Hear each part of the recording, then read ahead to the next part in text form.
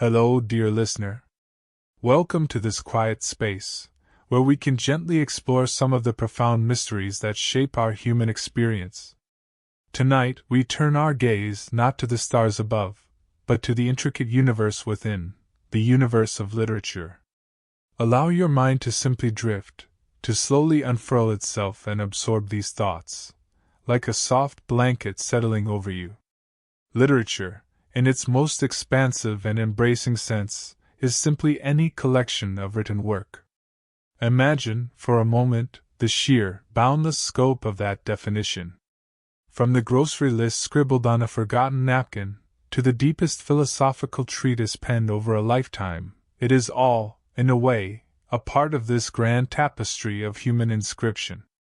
But, as with so many concepts that touch the very core of our being, the term literature also holds a narrower, more sacred meaning. It becomes the sanctuary for writings considered an art form, a realm where words transcend mere communication to become something more beautiful, more resonant, more deeply felt. Here, we find the novels that transport us to other lives, the plays that hold a mirror to our souls, and the poems that sing the unspoken melodies of the heart. This vast collection of written work encompasses both the tangible touch of print, the rustle of pages, the scent of aged paper, and the ethereal glow of digital writing, flickering silently across our screens. In our modern age, the definition has grown even wider, embracing the echoes of ancient voices, expanding to include what we now lovingly call oral literature. Imagine the fireside stories, the epic poems recited from memory, the chants and songs that carried wisdom across generations, long before ink met parchment. Many of these treasured oral traditions, thankfully, have now been transcribed, allowing them to bridge the chasm of time and speak to us anew. At its very core, literature is a magnificent method. It is a quiet, powerful means of recording, of preserving, and of transmitting. It carries knowledge, painstakingly gathered over centuries, and it carries entertainment, the simple joys and complex dramas that delight the human spirit. But its roles extend far beyond these fundamental functions. Literature can, and often does, play a crucial social role, weaving threads of understanding between disparate groups, challenging norms, and fostering empathy. It delves deep into our psychological landscape, helping us to understand our own inner workings, our fears, our desires, our motivations, and the intricate dance of human relationships. It can touch upon the spiritual, connecting us to questions of meaning, purpose, and the transcendent, inviting contemplation of the sacred or the ineffable. And profoundly, literature can embody a potent political role, becoming a voice for the voiceless, a critique of injustice, or a rallying cry for change. It is a testament to the enduring power of words to shape not just individual minds, but entire societies. Consider, if you will, the gentle hum of academic inquiry that surrounds this profound subject.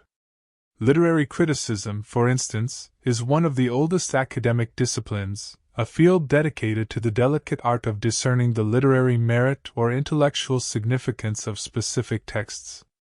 It's a quiet conversation with a book, an exploration of its nuances, its structures, its hidden meanings. It asks, why does this particular arrangement of words resonate so deeply? What enduring truths does it unveil? This is distinct from, yet often intertwined with, the study of books and other texts as artifacts or traditions themselves. That particular lineage falls under the gentle care of textual criticism or the history of the book, disciplines that meticulously trace the journey of a text from its conception, through its various iterations, its printing, its binding, its journey across libraries and generations, understanding it as a physical object imbued with history. Why? Sometimes, when we speak of literature as an art form, it is used almost synonymously with literary fiction, fiction crafted with the explicit goal of artistic merit. These are the stories where language itself becomes a character, where every word is chosen with precision, every sentence polished to a sheen, aiming not just to tell a tale, but to evoke a feeling, to provoke a thought, to expand the very boundaries of our imagination. Yet, the embrace of literature is wide enough to include a glorious array of nonfiction genres.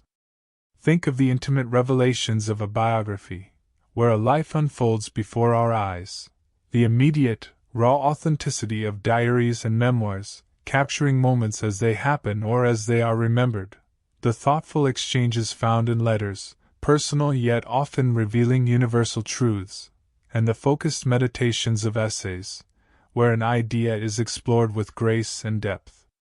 Within this broader, more inclusive definition, literature truly encompasses any non-fictional book, article, or other written information that explores a particular subject with clarity, insight, and often, with a touch of elegance. The journey of literature itself is deeply interwoven with human ingenuity. Developments in print technology, like the quiet revolution ignited by Gutenberg, allowed for an ever-growing distribution and proliferation of written works. Imagine the world before, where each book was a painstakingly copied manuscript, a rare treasure. Then, suddenly, the press made it possible for ideas, for stories, for knowledge, to spread like gentle ripples across the globe, reaching more minds, nurturing more dreams. And now, in our contemporary digital era, the lines between online electronic literature and other forms of modern media have beautifully, gently blurred. We see stories unfold in interactive formats, narratives woven through multimedia, and poetry that breathes life on a screen, constantly evolving, always finding new ways to connect with us. Let us drift a little deeper now into the very definitions of literature, for these, too, have ebbed and flowed with the tides of time, much like the gentle rhythm of the ocean. In Western Europe, for instance, before the dawn of the 18th century, literature was a much grander, more encompassing term. It denoted all books, all writing, without discrimination of perceived artistic merit. It was a vast library, open to all manner of texts. It's fascinating to observe how, in many ways, our contemporary understanding of literature seems to be returning to these older, more inclusive notions. Fields like cultural studies, for example, now gently gather not only the canonical works, those revered masterpieces that have long stood the test of time, but also embrace popular and minority genres. These forms, once perhaps dismissed, are now recognized for their significant cultural impact, their ability to reflect and shape the experiences of diverse communities. The very word, literature, despite its deep roots in the written, is even used in reference to non-written works, to oral literature, and beautifully to the literature of pre-literate culture. It's an acknowledgement that the essence of storytelling, of knowledge transmission, transcends the medium. Etymologically, the term itself whispers its origins from the Latin literatura or literatura, meaning learning, writing, grammar. Its root, litera or litera, simply means letter. Imagine that, the fundamental building block of writing. And yet, in a gentle paradox, this term, born from the very concept of written letters, has so gracefully extended its embrace to spoken or sung texts, acknowledging the profound shared spirit of narrative and knowledge. Literature is often referred to, synecdochically, as simply writing, especially when we speak of creative writing. And poetically it is often called the craft of writing, or simply the craft. Sid Field, a master of screenwriting on C, beautifully described his own discipline as a craft that occasionally rises to the level of art. This distinction, between the diligent application of skill and the transcendent spark of artistry, lies at the very heart of our appreciation for what literature can be. There is another perspective, a value judgment definition of literature, one that considers it as consisting solely of high-quality writing, works that form part of what the French so elegantly termed belles lettres, or fine writing. An exquisite example of this can be found in the venerable 1910 to 1911 Encyclopaedia Britannica, which, in its stately prose, classified literature as the best expression of the best thought reduced to writing. This definition, while perhaps exclusive, points to a timeless human aspiration to capture profound ideas with utmost clarity and beauty, to refine thought until it gleams. It invites us to ponder: who decides what is best? What makes one expression superior to another? These are questions that echo softly through the ages, reminding us that even definitions are living things, always open to gentle reinterpretation. And now, let us slowly, gracefully turn the page to history itself, allowing our minds to drift back through the corridors of time, to the very beginnings of human expression. The story of literature, in its deepest sense, does not begin with the scratch of a quill on parchment, but with the human voice.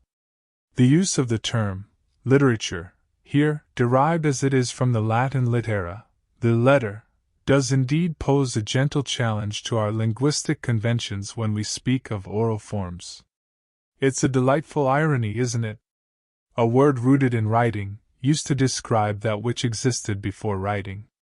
Alternatives like oral forms and oral genres have been suggested, precise and descriptive, yet the word literature has, by common consent, extended its embrace so widely and so generously to include these ancient, living traditions. This acceptance acknowledges that the essence of narrative, of poetry, of the profound human impulse to share and preserve, transcends the medium. Imagine, if you will, the serene landscapes of Australia, where Aboriginal culture has not just survived, but thrived, for tens of thousands of years, built upon the bedrock of oral traditions and oral histories, passed down from elder to child, generation after generation. This is not merely storytelling, it is a profound system of knowledge, a living library held within the collective memory of a people. Consider a truly remarkable revelation, published in February of 2020. New evidence, gathered through patient scientific inquiry, showed that both the Budge Bim and Tower Hill volcanoes in Victoria erupted somewhere between 34,000 and 40,000 years ago. Now, why is this significant? Because it provides a minimum age constraint for human presence in Victoria. More profoundly, for our discussion of literature, it can be interpreted as astonishing scientific corroboration for the oral histories of the Gunditjmara people, an Aboriginal Australian people of southwestern Victoria. Their ancient narratives speak of volcanic eruptions, stories carried in memory for millennia. Imagine the sheer weight of that oral tradition, that living memory, stretching back further than almost anything we can conceive of in the written record. An axe, discovered beneath volcanic ash in 1947, had already gently whispered its secret, proving beyond doubt that humans inhabited that region before the eruption of Tower Hill.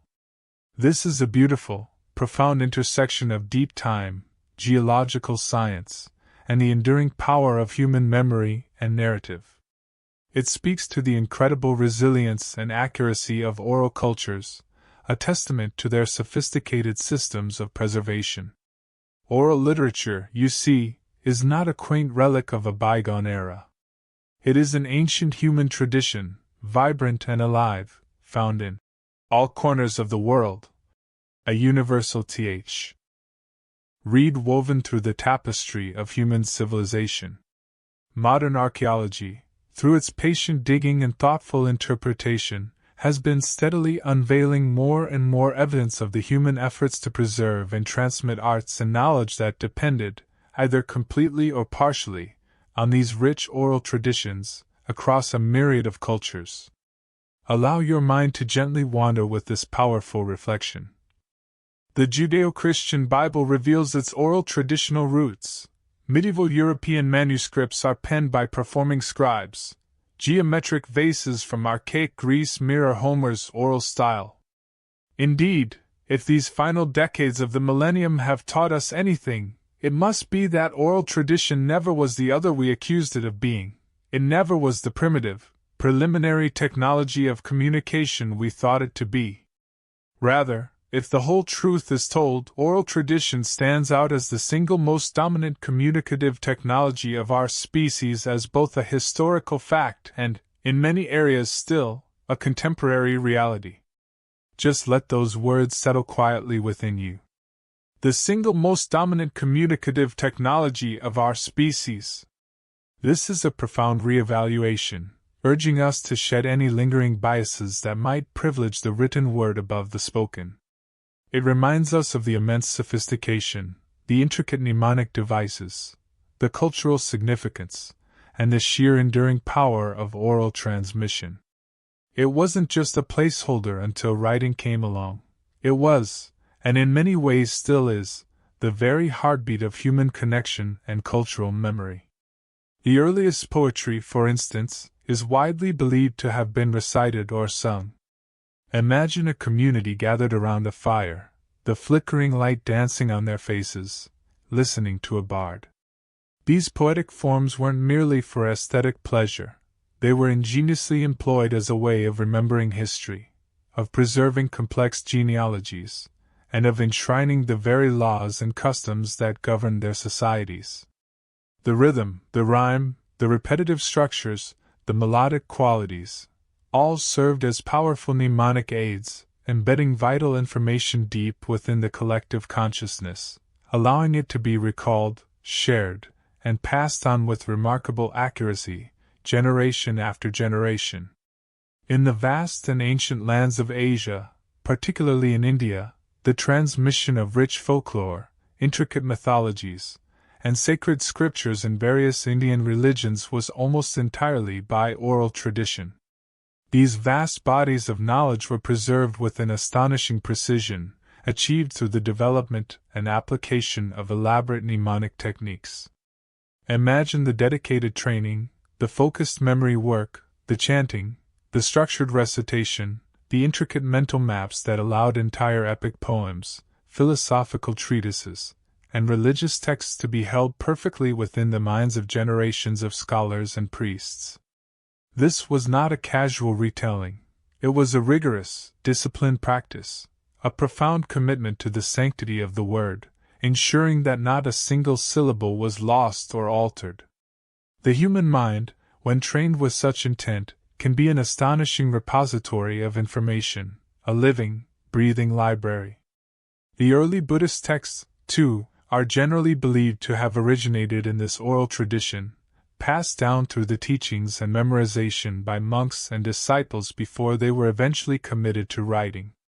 This gradual transition from spoken word to written scripture highlights a fascinating interplay between the fluid, living nature of oral tradition and the desire for a fixed, authoritative record that writing provides. The act of writing down these profound teachings was a momentous step, transforming them into a tangible canon, yet forever bearing the echoes of their vocal origins, the resonance of the human voice that first articulated them. So, as we gently bring our exploration to a close, for tonight, let us reflect on this magnificent, multifaceted phenomenon we call literature. It is not merely words on a page, or sounds in the air. It is the very breath of humanity, captured and shared. It is the ancient whisper of a volcano's eruption, carried through millennia, confirmed by the patient earth. It is the quiet wisdom of a philosophical essay, inviting contemplation. It is the thrilling journey within a novel, expanding our capacity for empathy and understanding. Literature connects us, dear listener, not just to authors or storytellers, but to the countless souls who have walked this earth before us.